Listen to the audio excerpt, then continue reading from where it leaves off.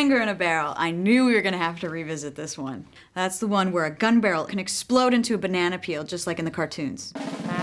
This one's well worth a revisit, if only so we can catch up with our friends, the Mythtoons. They're a gun barrel of laughs. When our familiar foes come face to face, there's plenty of animated animosity. But instead of saying his prayers, our cheeky red-haired rodent forces his finger into the barrel, and the hunter's best-laid plans backfire big time. The MythBusters tried to get the same result in real life. They took modern rifles and plugged ballistics gel fingers into the barrels. One!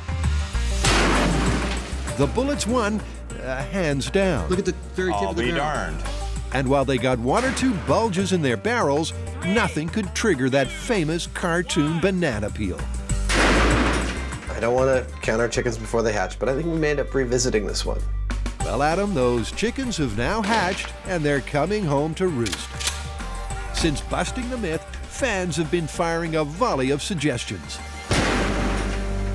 First, we should try this. It's an older gun with a Damascus barrel. And what is that? Well, up until the 20th century, they were making Damascus barrels, and that's where they would take alternate strips of steel and iron, twist it around a rod, and then weld it together. So it wasn't one piece of metal. Okay, so let's get that straight. A Damascus barrel was made by taking strips of iron and steel and welding them together. According to fans, those weld points weaken the structure, and if the barrel is blocked, they'll give us our cartoon peel back. Well, it looks like I need to go dig out the hand molds we used last time. And I'll work on a remote trigger because if this does indeed work, it could very well explode. While the guys get to work, let's revisit the science behind this cartoon caper. Pull the trigger of a gun and there's a small explosion. The expanding gases propel the bullet through and out the barrel. Block the barrel, however, and the gas has nowhere to escape. The pressure builds and gun ruptures. Some fans might rupture too when they see what the MythBusters are going to do with this collector's item. Boy, you better marry my daughter. This 10-gauge shotgun had both barrels fashioned Damascus style. This one was made in 1877, so it's an antique. And we're gonna destroy it. Grant mounts the shotgun on Jamie's special rifle rig and wires up a remote trigger. I have a radio control system. That transmits a wireless signal to the receiver. The receiver sends a control signal to the servo. It's going to turn the head of the servo, which pulls a string. The string goes around the trigger and is captured on the other side by a hose clamp, and then that fires the gun. 3, 2, 1. There you go. Meanwhile, you gotta hand it to Carrie. She's got hand making down pat. So here we have a ballistics gel hand with a skeleton cast inside. It's been sitting up overnight, and the nervous part is over because it came out of the mold and looks all right. Out in the MythBusters' purpose-built bunker, the rifle rig is screwed down, and Carrie fits the finger into the Damascus barrel. Another thing that I read off the message board was people were complaining that we didn't have a skin layer on the outside of our ballistics gel. So I've been recommended to use a finger from a glove to create a skin layer, which will make an extra seal. Here we go. One skin layer, an extra bit of authenticity, and at least one audience member, if not many, much more satisfied with our result. Hey, Al. Overseeing the experiment, firearms specialist Sergeant Alan Normandy. He always rides shotgun when the guys go busting gun myths. So we have the shotgun set up. What kind of ammo are we using today? Well, today we're going to go with maximum power, so we're going with a 3.5-inch Magnum 10-gauge rifled slug. That's a big bullet. It's a big shell. It's the first round this museum piece has seen in quite a while. This shotgun is absolutely unsafe with modern ammunition. Fantastic! All right. Tori, Carrie, and Grant are revisiting the finger in the barrel myth. Fans say this antique shotgun with its old-fashioned welded Damascus barrel will give them a result worthy of Toontown. In 3, 2, 1. Oh, wow! Hey, we got something. The hand's gone. Dang, I think the gun's ruined. That's pretty good. It's better than we got last time. First time round, all they got was a little barrel bulge. This time, the Damascus barrel's torn open and peeled back like cardboard. That's a better result, but it's still not the full banana. And unlike the cartoons, the guy who pulled the trigger still has a face. Our shooter doesn't look harmed at all. But the guy with the finger, little worse for wear, wouldn't you say? Not so good. It's obvious a flesh and bone finger isn't strong enough to cause a barrel to explode. So, Tori wants to take a slight detour on the road to Damascus barrel busting. I found this piece of steel. It fits perfectly in the barrel, like so. I'm just gonna cut off a little piece, and then I'm gonna sculpt it to look like a finger, just because I can. Being the model maker that he is, Tori is pretty handy at making a finger. And there's my steel finger. Tori, that needs to go into another orifice. Thank you. I am gonna weld in the steel finger that I made into the good barrel. This way, we're sure that it's not gonna pop out when we take a shot. The barrel is now well and truly blocked. Back in the bunker, the shotgun is remounted. And Carrie loads another shell. Okay, we're hot. We're set for a cartoon catastrophe. Fire in the hole! 3, 2, 1.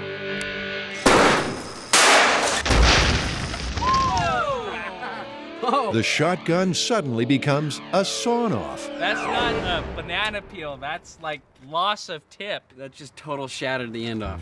But where's the finger? The end is gone. We wrecked the gun. Steel finger, Gone. gone. All right, well, we'll find the finger later. Our hirsute hunter has suffered no ill effects, but the Damascus is done for.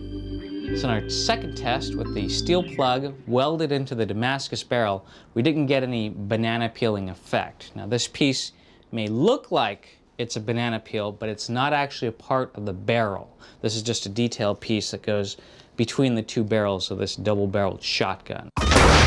Once again, the finger myth gets the thumbs down.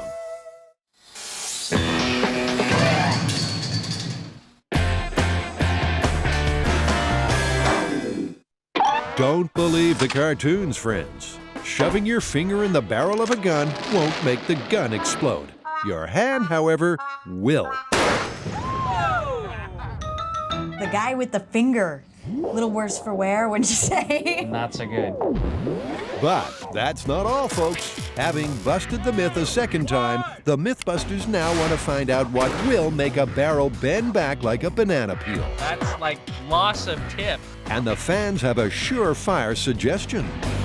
So next test is somebody was shooting a 30-06 with the Boresider still in the barrel, and that thing ripped to shreds. I'm extremely familiar with the pictures of that. I have had so many emails sent to my inbox going, look, banana peel. We got the same exact gun that happened with, so we're gonna set that up and try it the same way. I really want to find out if that's real. Do these photos show a real deal peel? Are they smoking gun evidence? The MythBusters have their sights set on finding out. With the Boresider, you put it in, you turn on the laser, and where the laser goes, that's where the bullet should go. Then you get your scope, and you put your crosshairs on that laser point.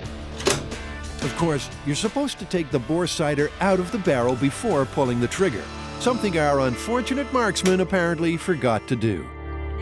Sergeant Normandy's got a theory as to how this scenario might work. Perhaps the little rubber gaskets on the Boresider create such an adequate seal on what is a fairly small diameter for the bullet that it creates so much pressure in the barrel that it blows it up. Containment, combustion, explosion. Exactly. Okay, then let's see. Okay, we are loaded. They've got a brand new 30-06 hunting rifle with a Boresider stuck in the barrel. 3, 2, 1. Oh, what the heck?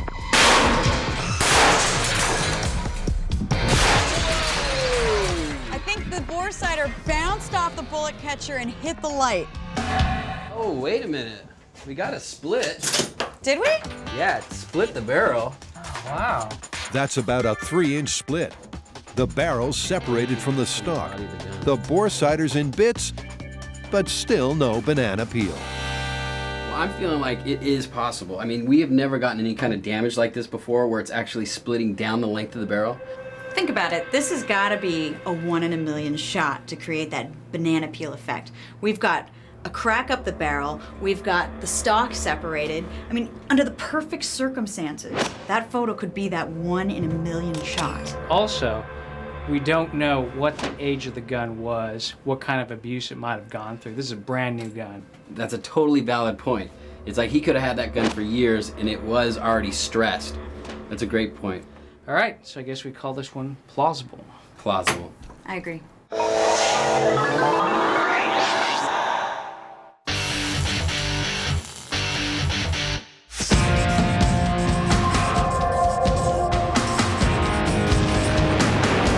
You know what? It's always the little ones. You think you've tested them thoroughly, but the fans, they still complain about it. It's exploding hammer. Oh, you know, I really thought we nailed that one. I think we did too, but the people disagree. Why? Why don't we let the narrator explain? Okay then. Well, see, it all started when Jamie innocently used one hammer to bang another. "Don't do that!" fans exclaimed. "A hammer can explode if struck by another hammer." Well, of course, that sparked a frenzy of flailing tools, as the MythBusters tried to blow a hammer sky high without success. Looks like the handle's bent, but no shattering. But according to fans, they got 1 or 2 things wrong. For a start, the modern hammers they tested were too soft. And when they fired up the homemade forge to try and harden a hammer, they didn't get the temperature right. Nag, nag, nag. And to top it all off, the anvil they used wasn't a real anvil. What? It was what blacksmiths call an asso, or anvil-shaped object. So it looks like we need to get some pre-World War II hammers, some modern-day hammers that we can get all the way to transition temperature and then quenched, and finally, I think we need to get ourselves a real anvil. Sounds like another trip to the blacksmith. You got it. So the guys are going to take another swing at this one. First, they'll take 2 modern commercial hammers, have them super hardened by a blacksmith, and see if it's crunch time. Whoa! Then they'll try it with antique, work-hardened hammers. Let's see if fans are right. And finally, they'll put the antique tools up against a real anvil. Now, last time around, Tori put together a top hammer-swinging rig, Like couple ammo. It'll be like blood down. which he promptly destroyed after the myth had been busted. We need the hammer rig. Unfortunately, I've chopped it up and turned it into a chop saw table. You'd think we would learn. While Tori puts the rig back together, Carrie and Grant are off to forge a relationship with a blacksmith. You even look like a blacksmith. Amazing. Well, thank you. As president of the California Blacksmithing Association, Herb Upham knows a thing or two about swinging steel. See here where a rather large piece has broken free from the top and has probably flown off at nearly the speed of sound. Really? Really, Are you serious? The speed of sound. the speed of sound. And he has 1 or 2 hammer horror stories. The chip flew off the hammer head and cut the artery in their left arm. Oh my God. So, what happened? They needed some immediate first aid because the artery where it was severed was squirting blood directly out of their arm. Modern hammers are a blend of metals, including tungsten and chrome, which softens the tool, making it less likely to chip and shatter. To make a hammer harder, you heat it to the point where the metal loses its magnetism. That's called the transition temperature. Then when the steel cools, it's harder, and so the theory goes, more likely to shatter. Now, the MythBusters tried this last time, but their homemade forge just wasn't hot enough. Herb's propane-fueled forge is a different beast. Herb, that's like the easy bake oven from hell. Yes, it will toast your waffles to almost 3,000 degrees. The brand new hammers are given the heat treatment, and when they no longer hold any attraction for a magnet, they're quickly cooled. This hammer is now as hard as it's ever going to get. All right. But has the process made it any more shatter-prone? It's in the danger zone. This, if you struck it or hit it on something, it would have a very high likelihood of shards coming off, shattering, and doing some real damage. Great. Excellent. Danger. We'll take 2. Back at Hammer headquarters, Tori's reassembled the rig. It's powered by compressed air and a pair of pneumatic actuators. In 3, 2, 1. Yes, it works. Out in the blast chamber, it's hammer time. The bang of the bang of the bang of the. Herb's heat-treated modern hammers are about to swing. If the fans are right, we should be in for a smashing time. I'm gonna attach them to the rig closer to the head, so that way there's no chance of bending. All that energy will take place at the hammerheads. First time round, the guys worked out that a top human hammer swing hits with a force of around 50 pounds per square inch. 50 psi works out to be 795 inch-pounds of torque. Will that be enough to make those hammers explode? We should probably define what an explosion is before we do this test. Did you see the Death Star when it went out? I want to see that, but like it's a hammer. We want a shattering of hammerheads. We want it to look like it was made of rock candy. Here we go. In 3, 2, 1. Whoa! We broke off the handle. Yeah. Well, it busted, but it didn't explode. No, in fact, there's no damage to the head. If these hardened hammers won't explode, there's no way a hardware store hammer is going to even think about going west. These are modern hammers with modern alloys that are specifically made not to shatter. They're made not to break into pieces. I mean, they're extra hardened. So if it's not going to happen with our hardened hammers, it's not going to happen with a modern hammer. High five. Don't get too cocky, guys. You might have hammered home the point on the modern tools, but antiques and anvils are still waiting in the wings. The MythBusters have shown that a modern hammer, even a heat-treated one, isn't about to explode in the user's face. There's no damage to the head. So Jamie was never in any real danger. But what if our Boresider banger had been using historic hammers? Before World War II, hammers were fashioned from straight steel. Theoretically, the high carbon content makes them more brittle and therefore more likely to explode on impact. Tori takes the heads of 2 antique tools and welds them onto the swing and rig. This next test should address 2 issues. One, pre-World War II hammers, which means they should have a higher carbon content. And secondly, they are seriously work hardened. Blacksmith work hardened, not just our shop work hardened. Let's see if the fans are right. In 3, 2, 1. The hammers go head to head. Oh, that was a massive hit. But apparently, even old hammers die hard. Obviously, neither of these exploded. No. Not even a chip. No. Not content with sending an email, one blacksmith named Dorothy has actually sent in some pre-World War II hammers for the guys to test.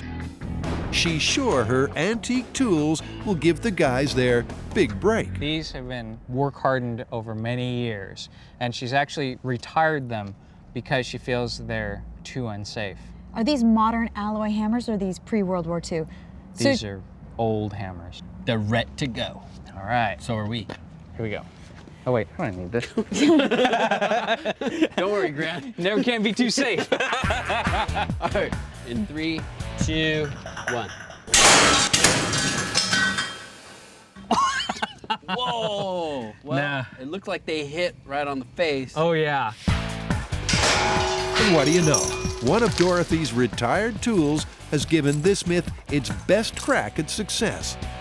It's a chip and a crack. Yeah, that's not bad. She wasn't lying. They're ready to go. Surely, if it's subjected to a second blow straight away, it'll shatter like honeycomb. You know, this is probably our best chance of getting an exploding hammerhead. That's true. There's got some serious fissures and weaknesses in there.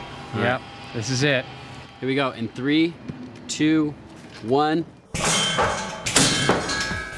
That hammer's lost its head, but still, no explosive shattering. I mean, if you hit a hammer and you saw a crack like that, you would obviously stop using it. Absolutely. You ready? Yeah. Tori, Carrie, and Grant are still trying to make a hammer explode. They've really been putting their heads together. But to date, their best result has been a single fracture. I think that does it for hammer versus hammer. Yeah. Maybe, Grant, but fans want one more test. Hammer versus anvil. And they want to see a real anvil this time, not the lightweight copy you tried to pass off in the original story. This is 260 pounds worth of heat-treated tool steel that is a real anvil. Now they're looking for a way to slam a hammer down on it. The sharpest tool in the shed's been struck by an idea. Decapitation hazard, everybody. This powerful rotating rig was once used to cut a sword with a sword. What I need to do is rotate it 90 degrees, so that way, instead of doing this, the rig will do this. This new hammer-heaving hunk of metal will also be powered by compressed air. The really good thing about it is that it can be scaled up. We can start out at human pressure, but then it has the ability, thanks to the huge actuator, to go to superhuman strength. Tori attaches an antique hammer. Remember, the older and more work-hardened the tool, the harder and more brittle the steel. All right, you guys ready? In 3, 2, 1. Does that look like anything happened? Hammer hits anvil with maximum human force, 795 inch-pounds of torque. Holy crap. There's a huge crack in the head of this. It's very faint, but you can see right along there is a hairline crack. Maybe, but there are no chips, no steel shards, and definitely no explosion. All right, let's wrap it up. Superhuman strength? You got it. Grant ups the air pressure to 100 psi. The rig will now deliver more than 1,500 inch-pounds of torque. Way faster, way stronger than any human could possibly swing a hammer. 3, 2, 1. The god of thunder himself couldn't have connected any harder. Well, the head didn't explode. Yep, that was a massive hit. I thought that was going to be it. I mean, we took every single factor into account. Work hardened, pre-World War II, real anvil, superhuman strength. Do you want to stop talking for a sec? Look at that. It opened the crack up bigger. That is no chip even. That's not an explosive shattering. I would have thought this would have done it. Time to down tools, people. This myth has gone under the hammer. I feel like we really busted this one the first time, and I think that still stands. I totally agree. Hammerheads will not explode if you hit them against each other or on an anvil, whether the anvil's real or not. Yeah, and we've never denied that the chips can fly off the hammer, and those chips can be extremely dangerous and potentially lethal, as we've heard in some cases. But as far as an explosive shattering, it's just not going to happen.